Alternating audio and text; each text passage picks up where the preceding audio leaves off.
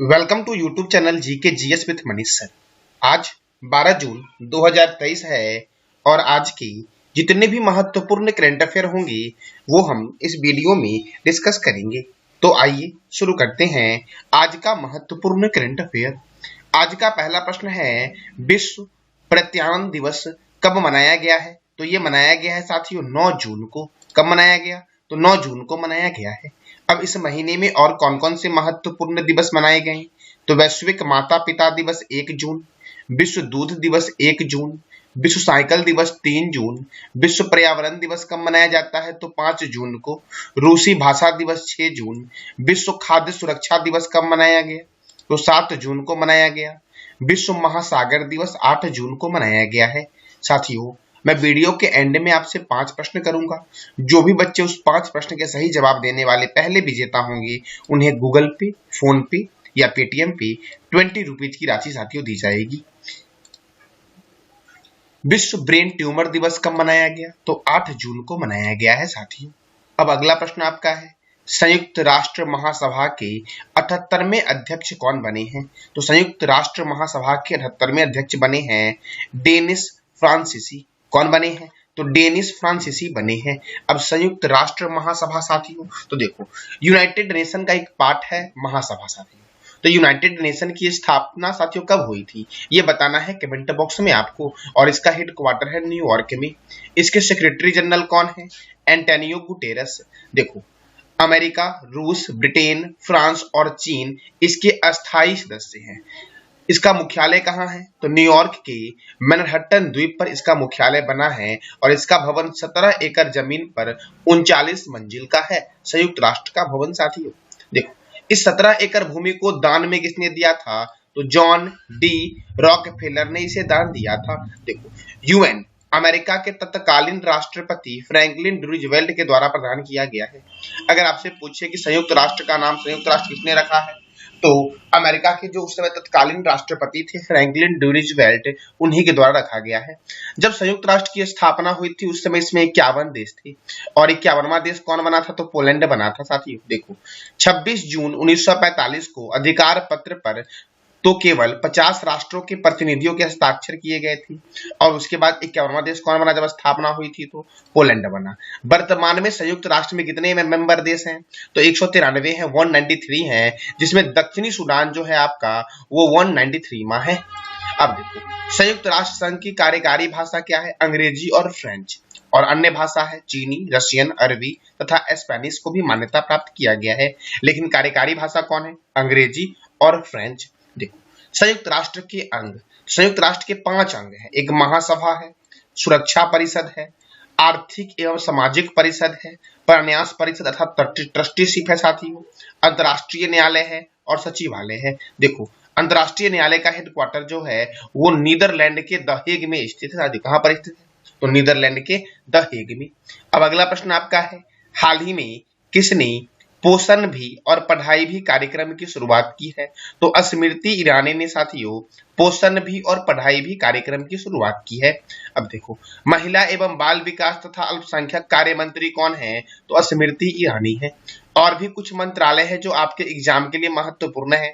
तो संस्कृत मंत्री और पर्यटन मंत्री कौन है? जी किशन रेड्डी। ग्रामीण विकास और पंचायती राज मंत्री कौन है? गिरिराज सिंह।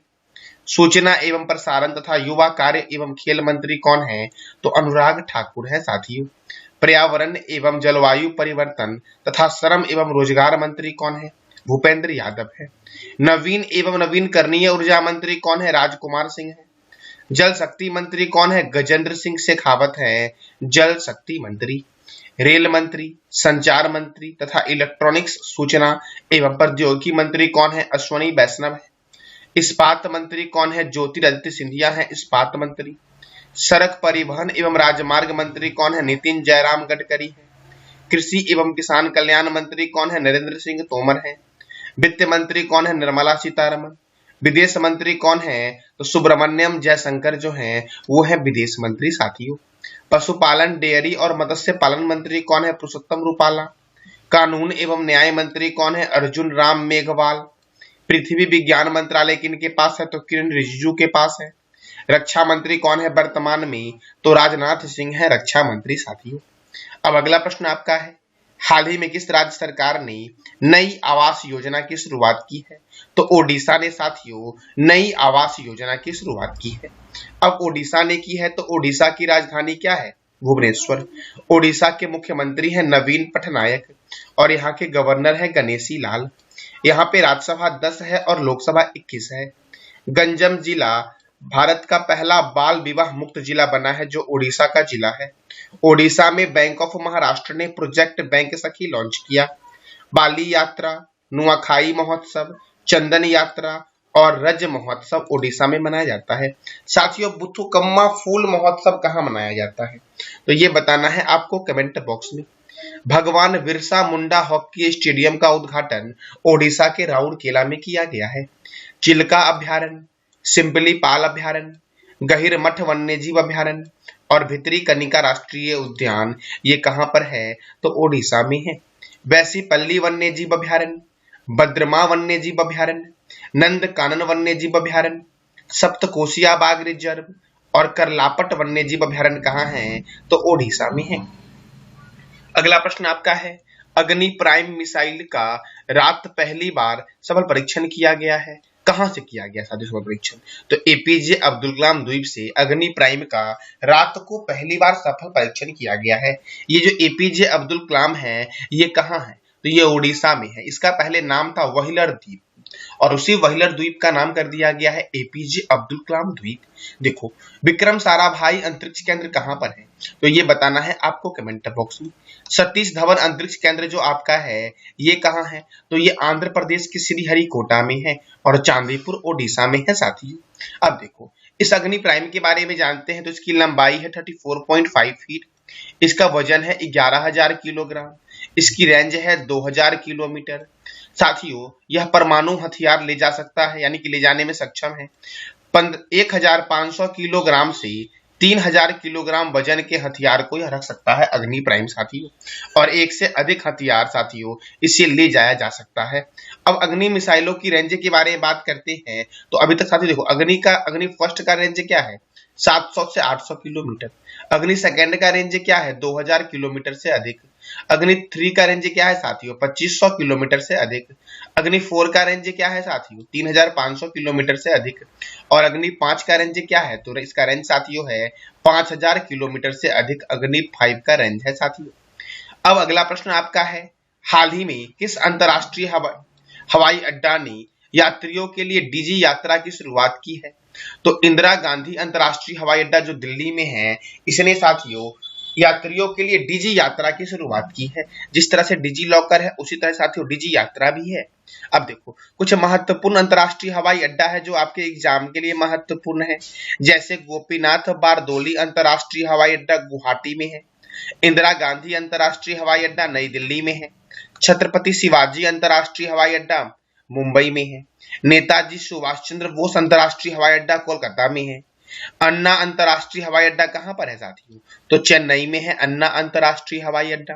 बाबा साहब अंबेडकर अंतरराष्ट्रीय हवाई अड्डा नागपुर में है। सरदार वल्लभ भाई पटेल अंतरराष्ट्रीय हवाई अड्डा अहमदाबाद में है। चौधरी चरण सिंह अंतरराष्ट्रीय हवाई अड्डा लखनऊ में है। लाल बहादुर शास्त्री अंतरराष्ट्रीय हवाई अड्डा वाराणसी में है।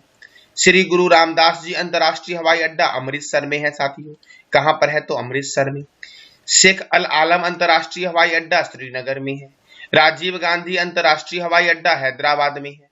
वीर सावरकर अंतरराष्ट्रीय हवाई अड्डा कहाँ है?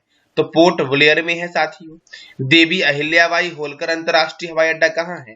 तो इंदौर में है साथियों। कहाँ पर है? इंदौर में है साथियों। ये जो मैंने अभी आपको अंतरराष्ट्रीय हवाई अड्डा बताया ये याद कर लेना आप, क्योंकि यह किसी भी एग्जाम के लिए महत्वपूर्ण है।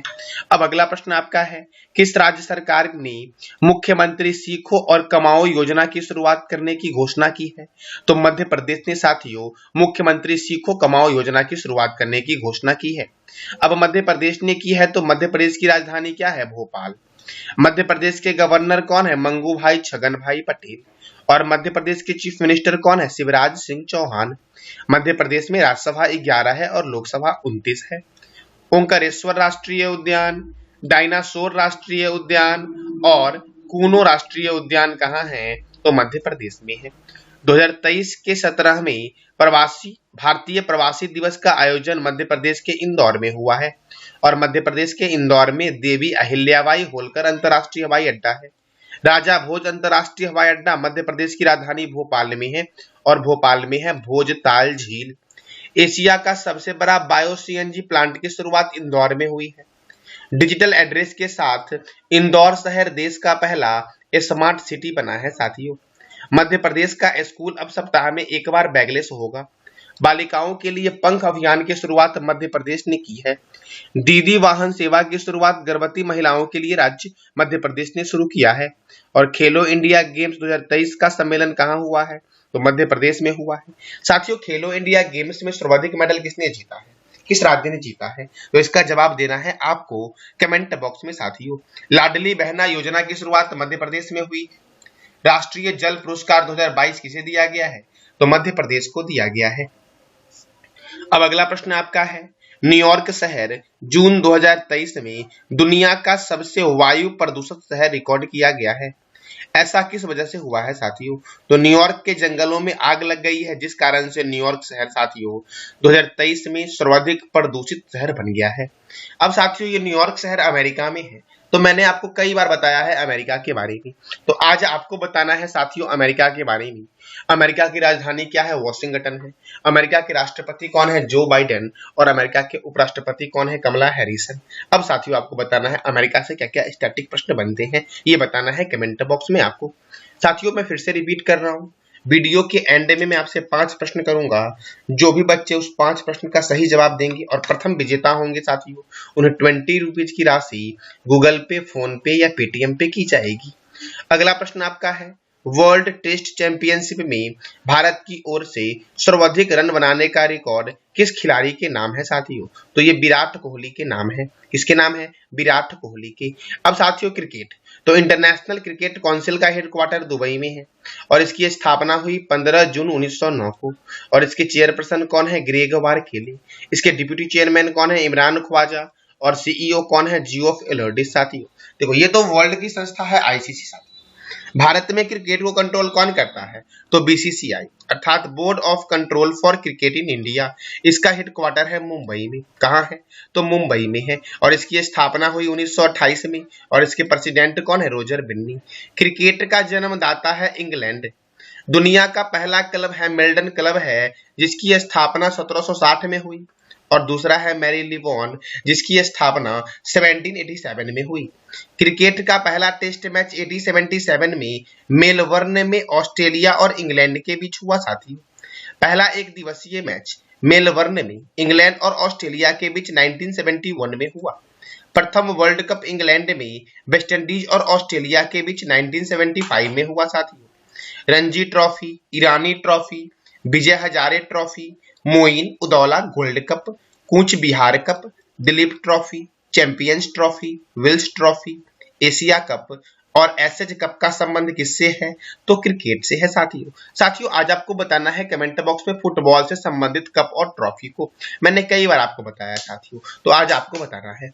देखो साथियों, 1983 में इंग्लैंड में आयोजित हुआ था world cup, cricket world cup, जिसमें भारत और वेस्टइंडीज के बीच यह मैच हुआ था। भारत की जीत हुई थी साथियों पहली बार में, यानी कि भारत ने अपना पहला वर्ल्ड कप कब जीता? 1983 में। अब साथियों 1983 में जब भारत ने पहला वर्ल्ड कप जीता, तो भारत की तरफ से सर्वाधिक रन बनाने वाले खिलाड़ी कौन थे? ये बताना है कमेंट बॉक्स में आपको। 2011 में भारत, श्रीलंका और बांग्लादेश में आयोजित हुआ था वर्ल्ड कप, जिसमें भारत और श्रीलंका के बीच हुआ था ये फाइनल साथियों, और भारत की जीत हुई थी और श्रीलंका था उपविजेता। अब अगला प्रश्न आपका है साथियों, संयुक्त राष्ट्र सुरक्षा परिषद अर्थात यूनाइटेड नेशन सिक्योरिटी काउंसिल के नए अस्थायी सदस्य कौन चुने गए हैं? तो साथियों साउथ कोरिया चुना गया है साथियों। कौन चुना गया है? South Korea. और भी 4 साथियों है, साउथ कोरिया हो गया, गुयाना हो गया, स्लोवेनिया हो गया, अल्जीरिया हो गया और सिएरा लियोन हो गया। ये 5 नए सदस्य चुने गए हैं साथियों यूएनएससी के 2 वर्षों के लिए। तो देखो साथियों, संयुक्त राष्ट्र में 5 अस्थायी होते हैं और 10 अस्थायी सदस्य होते हैं। जैसे मैंने 5 का नाम बताया, जो हाल ही में 5 चुने गए हैं 2 वर्षों के लिए साथियों, यानी कि अस्थायी सदस्य 10 होते हैं, उनका कार्यकाल होता है 2 वर्षों का साथियों। अब देखो, सुरक्षा परिषद का कार्य क्या है? अंतरराष्ट्रीय शांति और सुरक्षा को बनाए रखना, और सुरक्षा परिषद को बोलते हैं दुनिया का पुलिसमैन। साथियों सुरक्षा परिषद में साथियों कुल 15 मेंबर होते हैं, जिसमें 5 होते हैं अस्थाई और 10 होते हैं अस्थाई। तो ये था आज का आपका महत्वपूर्ण करंट अफेयर। कल जो मैंने आपसे 5 प्रश्न साथियों किया था, उस 5 प्रश्न के सही जवाब देने वाले जो विजेता हैं उनका नाम है हर्ष कुमार। क्या नाम है? हर्ष कुमार। और वो जो 5 प्रश्न थे आपके, पहला प्रश्न था इंदिरा गांधी परमाणु अनुसंधान संस्थान की स्थापना कब हुई? तो 1971 में हुई। दूसरा प्रश्न था आपका दक्षिण पूर्व एशिया में पहला समुद्री बायोस्फीयर रिजर्व कौन बना है? तो साथियों मन्नार समुद्री राष्ट्रीय उद्यान दक्षिण पूर्व एशिया का पहला समुद्री बायोस्फीयर रिजर्व है। कर्नाटक विधानसभा के अध्यक्ष कौन बने हैं? तो यूटी खादर बने हैं। हिंद शहर कहाँ स्थित है? तो यूएई में स्थित है। साथियों हिंद शहर कहाँ है? तो यूएई अर्थात यूनाइटेड अरब अमीरात में है। और वरुण अभ्यास का आयोजन भारत और किस देश के बीच होता है? तो भारत और इंडिया के बीच होता है वरुण सैन्य अभ्यास का आयोजन। आज का आपका 5 प्रश्न है, जिसका जवाब देना है कमेंट बॉक्स में। और जो भी बच्चे इस 5 प्रश्न के सही जवाब देने वाले विजेता होंगे उन्हें 20 रुपीज की राशि फोन पे, गूगल पे या पेटीएम पे की जाएगी। तो प्रश्न हमारा है किसे दुनिया का पुलिसमैन कहते हैं? दूसरा प्रश्न आपका है भारत ने दूसरी बार क्रिकेट वर्ल्ड कप कब जीता? तीसरा प्रश्न आपका है इंटरनेशनल क्रिकेट काउंसिल के मुख्य कार्यकारी अधिकारी कौन है? चौथा प्रश्न आपका है 49वीं समांतर रेखा किन 2 देशों के बीच है? और 5वां प्रश्न आपका है 17वां प्रवासी भारतीय दिवस का आयोजन किस शहर में हुआ है? शहर का नाम बताना है आप। तो ये था आज का आपका महत्वपूर्ण करंट अफेयर। जानकारी अच्छी लगी तो चैनल को लाइक करें, शेयर करें और सब्सक्राइब करें। धन्यवाद।